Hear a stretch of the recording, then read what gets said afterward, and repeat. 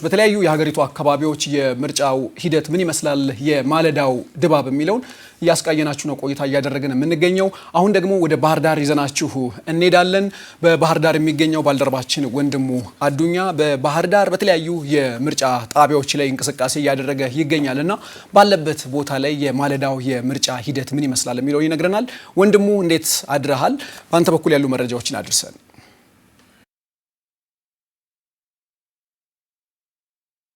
አመሰግናለሁ። አሁን የምንገኘው ባህር ዳር ከተማ አስተዳደር ነው። በባህር ዳር ከተማ አስተዳደር ደግሞ በባህር ዳር የምርጫ ክልል ከሚገኙ የምርጫ ጣቢያዎች መካከል የተወሰኑትን ፋና ሚዲያ ኮርፖሬሽን በማለዳው ሌሊት ተገኝቶ የተለያዩ ቅኝቶችን አድርጓል። በዚህም በታዘበው መሰረት የተለያዩ የህብረተሰብ ክፍሎች እየተንቀሳቀሱ ለምርጫው ድምጽ ሲሰጡ ተመልክቷል።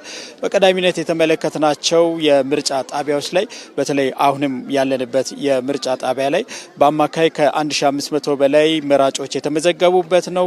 ቀደም ብለን በተመለከትነው ቦታ ላይ ከሌሊቱ 10 ሰዓት ጀምሮ በርካታ የህብረተሰብ ክፍሎች ድምጽ ለመስጠት ተሰልፈው ሲጠባበቁ ተመልክተናል።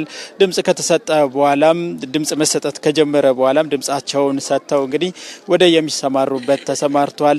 የተለያዩ የህብረተሰብ ክፍሎች በዚህ ሁነት ላይ ተሳታፊ መሆናቸውን ለመታዘብ ችለናል። አካል ጉዳተኞች በነቂስ ተሳትፈዋል። ነፍሰ ጡር እናቶች እንዲሁም ደግሞ ህፃን ያዘሉ እናቶችም ጭምር በዚህ የምርጫ ሂደት ላይ እየተሳተፉ ነው የሚገኙት።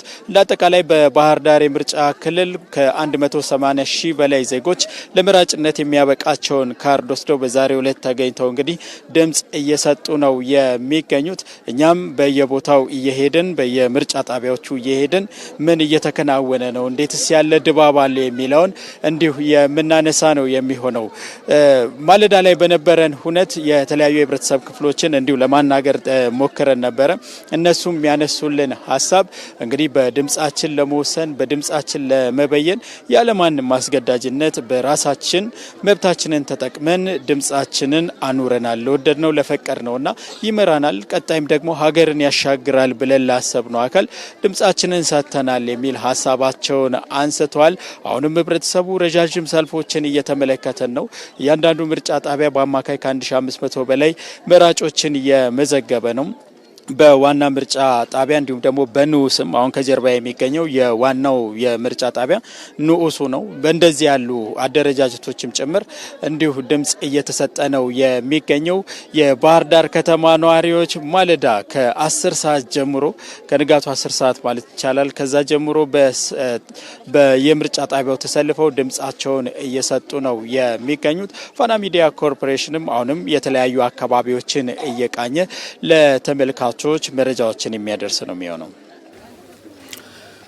ወንድሙ እጅግ አድርገን እናመሰግናለን። በባህር ዳር ያለው የማለዳ ድባብ ምን ይመስላል የሚለውን ነው የነገረን።